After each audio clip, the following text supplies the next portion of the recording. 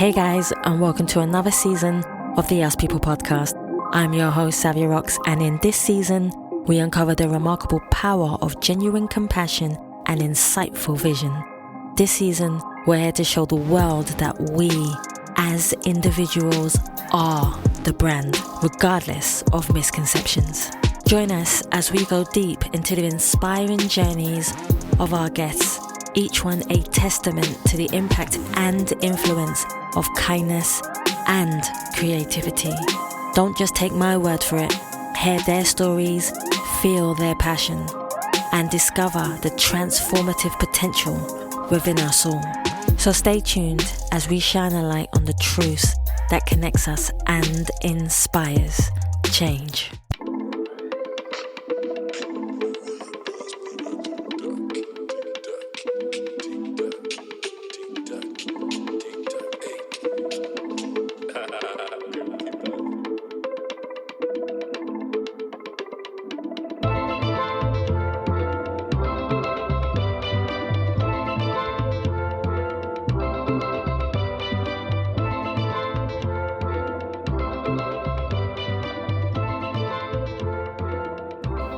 Hey guys, and welcome to another episode of the Us People podcast. I'm your host, Savia Rocks, and today this one is going to be a little bit controversial.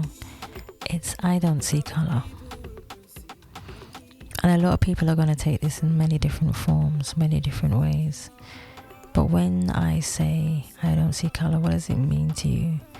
Does it mean that you're looking at a person's colour of who they are, where they come from? Because remember, over the past couple of episodes that I have been saying many different things, one of the things that I haven't spoken about or touched on is the fact that I don't see colour. Well, there was something quite controversial that I heard where someone said to me that you could be talking about someone's race, where they come from, or disregarding someone's race, where someone comes from, or their culture. But I don't think that's true, necessarily. I know we all have different opinions on things and how we react to them and how they react to us.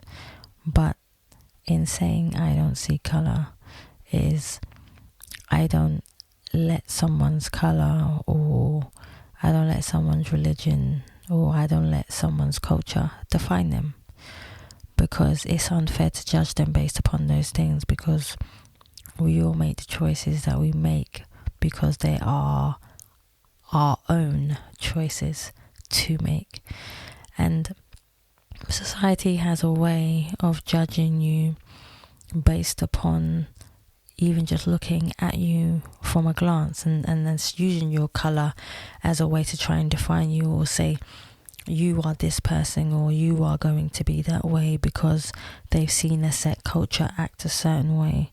Whereas you can be that one that is different from everybody else. For example, have you ever been born into a family, or are you that person who has been born into a family and you just don't fit in? You're completely different from every other member of your family. So therefore you can't be defined by your family's culture or your family just because you're born from them. And there's so many different ways to define that. So I'm saying I don't see colour as in I just see people, and I let people define themselves by their actions, not by their race, not by their religion, not by their culture, or anything else that people like to put a stamp on to define a person. I just see people for who they are, and I let people be who they are. And even if they may do things that I don't agree with, it doesn't mean that I don't like them. It's just that they see things differently than I do, and that's okay. And the same goes for you. When somebody does something, don't define a whole culture by that one person. In your workplace, just because a person does something that you might not like, don't define them and say every other person is like that. But there are people who use their culture, religion as an excuse, or colour sometimes as an excuse for them to be the way that they are.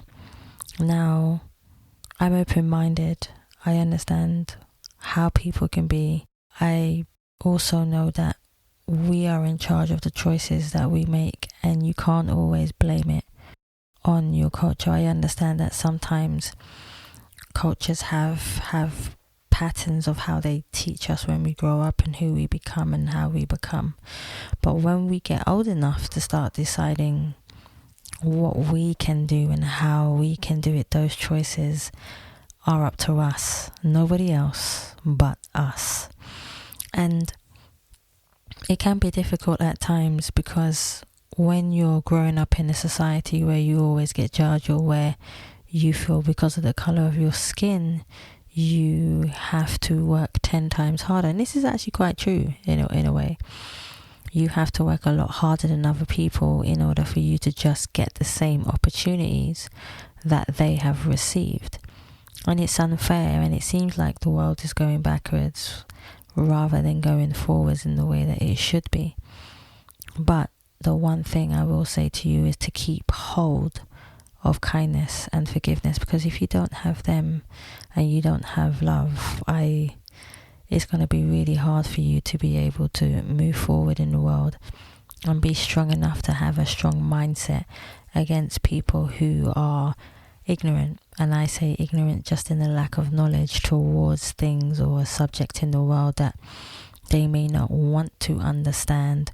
When someone sometimes puts you down, it's usually because they're threatened by the potential of who you are as a person, who they can see you can become. So what people have a tendency to do when they see you can become someone is to try and take it away from you before it even begins for you, just because they feel like they have the power to be able to take it away from you.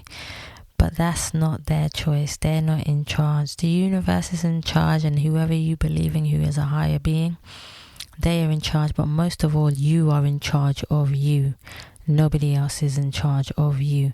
And this is why I say it's so fundamentally important for you to strive for your dream. I know quite a few people who have to do 3 or 4, and it sounds ridiculous, but I know sometimes there are people that have to do 3 or 4 jobs just in order to look after their kids and to maintain themselves and look after their home, pay their rent, but they still have a dream.